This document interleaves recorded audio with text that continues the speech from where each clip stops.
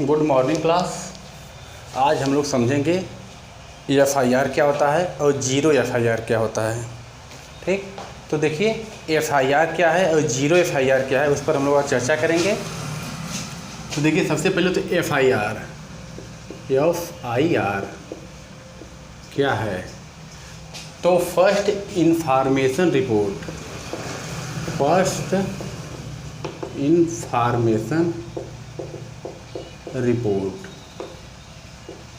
इसका पूरा नाम है। एफआईआर का पूरा नाम है फर्स्ट इंफॉर्मेशन रिपोर्ट, या इसको हिंदी में कह सकते हैं प्रथम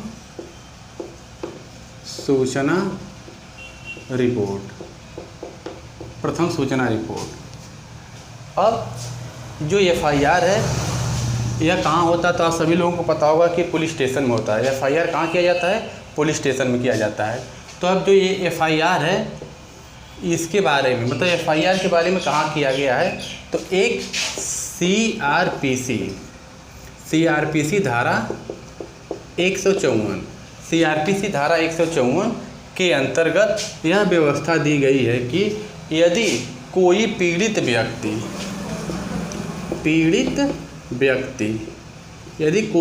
व्यक्ति उसके साथ हुई घटना को यदि पुलिस वाले से कहता है मौखिक रूप से, तो पुलिस वाला जो है उसको लिखित रूप देगा। पीड़ित व्यक्ति की जो मौखिक घटना है, मौखिक घटना को लिखित रूप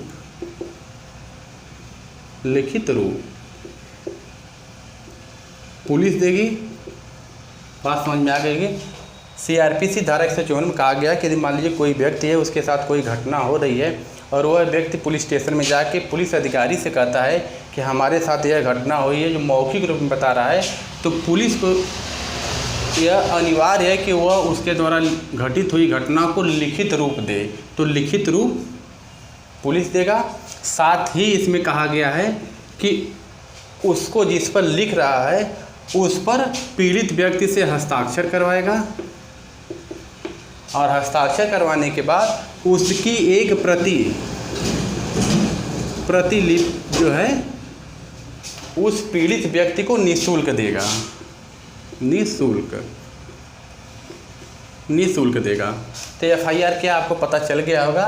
फर्स्ट इंफॉर्मेशन रिपोर्ट है, जिसे प्रथम सूचना रिपोर्ट भी कह सकते हैं। यह एफआईआर पुलिस स्टेशन में किया जाता है। एफआईआर की बात किसमें है, सीआरपीसी धारा 154 के तहत कहा गया कि यदि कोई पीड़ित व्यक्ति पुलिस स्टेशन में जाके पुलिस अधिकारी से अपने साथ हुई घटित घटना को कहता है, तो उस मौखिक घटना को पुलिस वाले का यह कर्तव्य है कि वह इसको लिखित रूप दे। साथ ही उस लिखित रूप पर उस पीड़ित व्यक्ति से हस्ताक्षर करवाए और उसकी एक निःशुल्क कॉपी उस पीड़ित व्यक्ति को दे दे।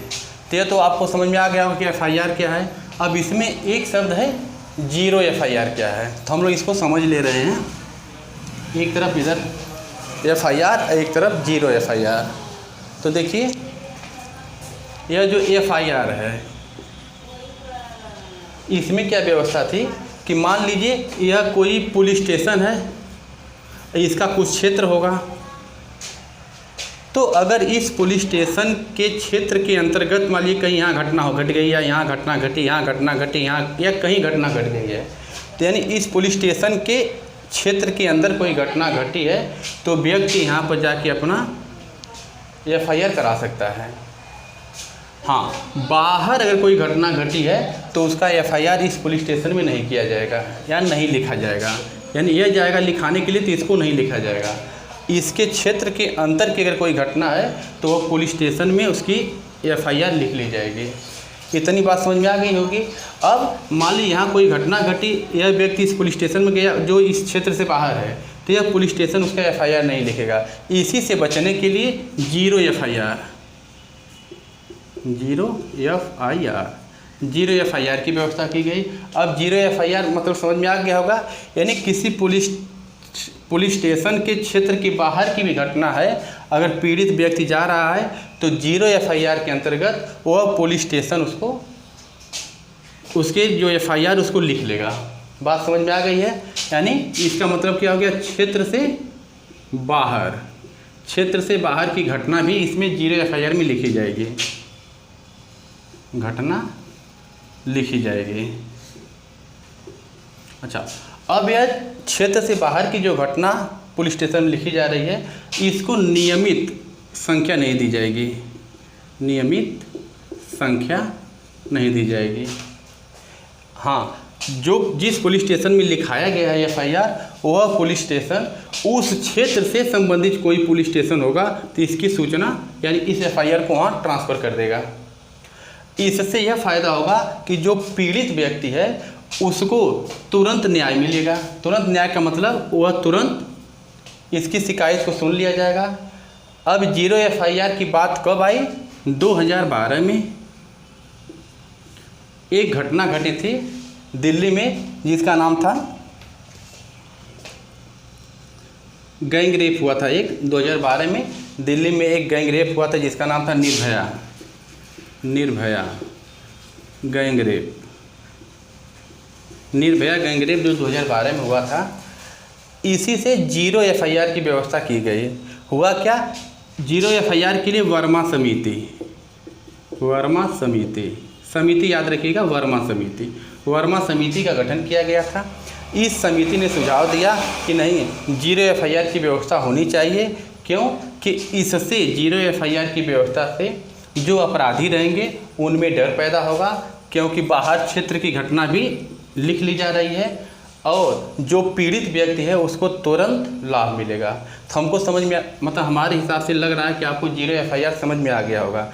अब देखिए 0 एफआईआर किस समिति पर आई है? तो वर्मा समिति पर। कब? 2012 में। किस केस के बाद? निर्भया केस के बाद। इतनी बात समझ में आ गई होगी। 0 एफआईआर क्या है? 0 एफआईआर यही है कि आप अगर किसी थाना क्षेत्र, जैसे मान लीजिए इसको हम समझाए हैं कि अगर इसका कोई क्षेत्र है या पुलिस स्टेशन, इसका क्षेत्र इसके अंतर्गत है, तो इसके अंदर की घटना तो यहाँ पर एफआईआर हो जाता था, बाहर क्षेत्र की घटना नहीं हो रही थी। 0 एफआईआर में क्या हो रहा है कि बाहर की क्षेत्र की घटना भी इसमें एफआईआर कर ली जाएगी और बाद में इस पुलिस स्टेशन द्वारा वह जिस क्षेत्र की घटना है, जिस पुलिस स्टेशन की, वहाँ ट्रांसफ़र कर दिया जाएगा।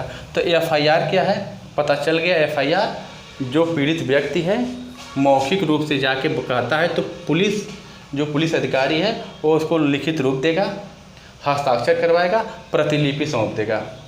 हाँ, अब यह जो 0 एफआईआर है, अगर ऐसी व्यवस्था है भारत में और कोई मान लीजिए बाहरी क्षेत्र घटना हो रही है, वो पीड़ित व्यक्ति किसी दूसरे थाने में जा रहा है एफआईआर कराने के लिए, अगर वहाँ का अधिकारी अगर एफआईआर नहीं लिख रहा है तो इसकी सूचना पुलिस अधीक्षक को दी जा सकती है। अगर पुलिस अधीक्षक भी नहीं सुन रहा है तो इसकी सूचना आप इससे बड़ा मजिस्ट्रेट को भी दे सकते हैं। यह व्यवस्था दी गई है।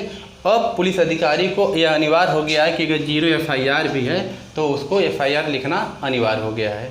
तो हमको लग रहा है कि एफआईआर वाली और 0 एफआईआर वाली बात आपको समझ में आ गई होगी। अब एक पॉइंट है कि इसका उद्देश्य क्या है? तो देखिए, इसका उद्देश्य बस सिर्फ यही है कि जो पीड़ित व्यक्ति है उसको न्याय जल्दी मिले और जो अपराधी हैं उनमें डर पैदा हो। तो हमको लग रहा है कि एफआईआर क्या है और 0 एफआईआर क्या है। एफआईआर किस धारा के तहत? सीआरपीसी धारा 154 के तहत लिखा जाता है। तो ये सब इम्पॉर्टेंट चीज़ है, आप इसको समझिए। आगे मिलेंगे दूसरे वीडियो के साथ, तब तक के लिए धन्यवाद।